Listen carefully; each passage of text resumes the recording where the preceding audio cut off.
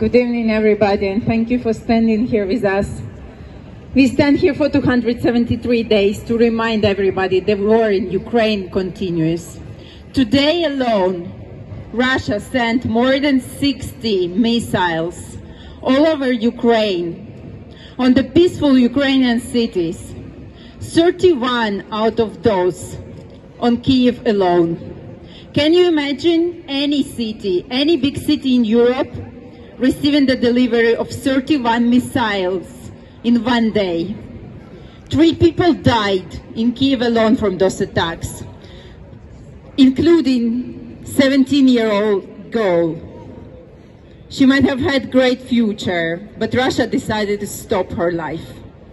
Also today, Russia sent rockets in southern regions of Ukraine, including one prenatal hospital in the Zaporizhia region. They killed 2 days old baby. 2 days old boy was born. 2 days ago the boy was born, and today he was brutally killed by Russia. So we stand here to remind you about this, to tell you that Russia is not just waging the war against Ukraine. They not just invaded Ukraine 9 months ago, but they are terrorists, and they are terrorizing civilians of Ukraine every single day. If you think that we are scared because of that, no, we are actually fearless, and we are very angry. Because it's not possible that for 9 months, the time which is enough to give birth to a human being, Russia is wasting their and our time by sending rockets and killing those who were just born.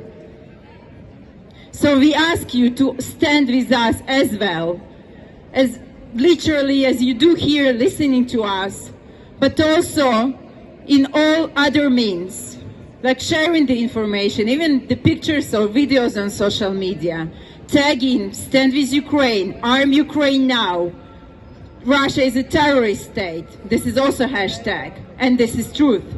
And today, the EU Parliament voted for the resolution to declare Russia a state support of terrorism, which passed. And we are very grateful for EU parliamentaries to vote for this, because this indeed reflects the truth. Even the truth of today, because meanwhile when the voting was done in the EU Parliament, Russia was sending those deadly missiles.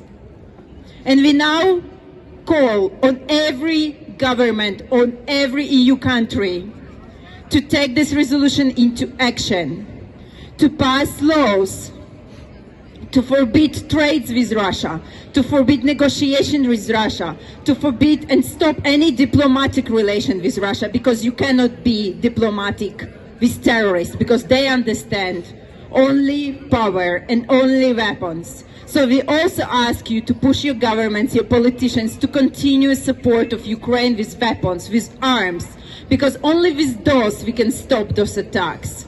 Because Russia is not just fighting on the front line where they are losing, and you might know about it, but because they are losing there, they are terrorizing everybody in the country, every civilian.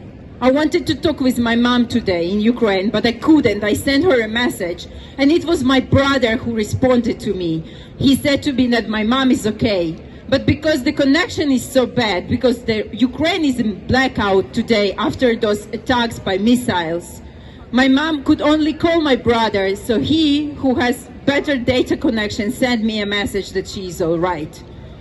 And everybody who is standing here, well, almost everybody, because we also have great people who support us even though they don't have any Ukrainian relatives or friends.